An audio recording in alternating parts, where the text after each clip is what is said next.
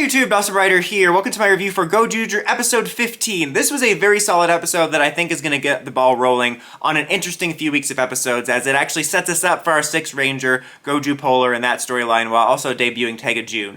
The first half mostly starts kind of mundane. I mean, the setup is interesting, and then you do have this almost fillery feeling classic Gozyuger hijinks, because you have Tega June being like, oh, we have enough rings, we're ready for my debut, we just need these trinkets, and you have the villains going off to the different Gozyugers and having hijinks, like the Two-Face villain is with yellow and blue, and there's some hijinks there with strawberries, and then you have Bouquet with blue. Something about these scenes made me wonder if maybe a couple of these villains will get redemption by the end, because it gave me very much vibes of like Canderella and some of the Gozyuger villains that got redeemed later, just because they didn't seem as menacing and there was some kind of lighthearted hijinks. I don't know, but that was my least favorite part of the episode, because it was kind of your, like, almost checking the box Gozyuger hijinks you need for each episode. But the most interesting thing is when they laid down that premise, they were also talking about who's going to get to pilot Tega June, and they lay down some lore that Tega June is basically an AI replica of what Tega Sword is. And I don't know why I didn't see that coming, just because, you know, Ring Hunter's suit doesn't exactly look like it's meant to be part of the Gozyuger ecosystem. It does very much look like a Ring Hunter, Ranger Hunter copy type of thing. I honestly just thought, though, from the get-go, when we got rumors of, like, the Tega June bot and Polars, that we were going to have a handful of Tega Sword-like robots that were going to be part of like a pantheon of characters, but it seems like this is actually a copy that was made at some point. That's actually really interesting, and it's kind of funny just having AI storylines when the conversation around AI is so prevalent, but I can save you the conversation. AI is not real, just like the human gears. They're not real people. It's in the name, guys. Artificial. That's really interesting. I thought that was fascinating. One of the things I'm interested in most in the series is the lore, and I thought that was really cool.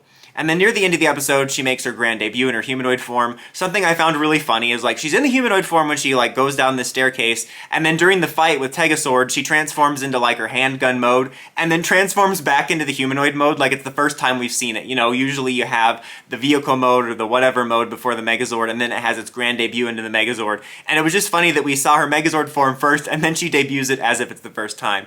So you get a fight between her and Tega Sword, and it's mostly, I think, CGI, because I don't think they have a physical suit for it. I don't remember if there was physical shots of Tega Sword in this, but most of the fight was CGI. But I have to say it looked pretty good in comparison to some of the weaker Ranger CGI fight scenes. Really weird setup, though, because it's classic Gozyuger, because it's this epic kind of negative image rival villain, like epic fight between the robots, but the premise of it is of like a forced marriage, where she ultimately forces this ring on Tega Sword, which creates the end of the world, because them getting married ultimately creates this god of destruction Gozyu Polar thing. It's a really interesting introduction for that. And even though I know this is tied together, like obviously the introduction of this Gozyu Polar robot is tied to these two together, I do kind of partly hate that it's smushed together with we finally get Tega June out there and then it's immediately the 6th Ranger. Like, I wish that had time to breathe between reveals, but I get that it's tied together plot-wise, but I wish that it was a little bit different. Regardless, though, that was really weird, but also interesting, and it ends with this, like, oh, it's the end of the world thing, where everyone loses their rings. The main four is, like, just disappear, whereas